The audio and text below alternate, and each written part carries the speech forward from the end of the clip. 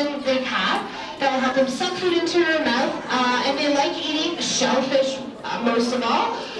So they have teeth made for crushing. So they're very similar to our back molars, so it helps them crush that hard shellfish, suck in all that juicy, delicious stuff inside, and spit out all that hard shell around the outside.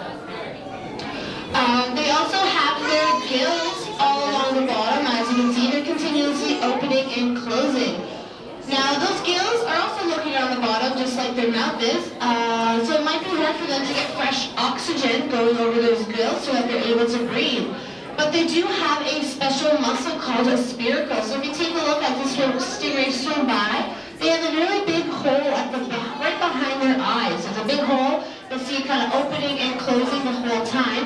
That is a spiracle muscle. Essentially, this muscle will draw water in from the top of their heads and then push it over their gills. So whenever they do hide in the sand, they'll be buried completely other than those spiracle muscles. Those guys will always be sticking out, always kind of pulling water in and pushing fresh water over their gills so that they're continuously able to breathe.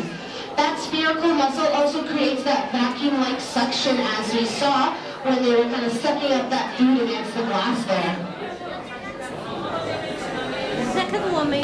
Now our bonnet head sharks at the top, these guys don't have a spiracle muscle. They actually just have the gills along the side, and they have to keep moving in order to swim. So they have to make their own flow over their gills.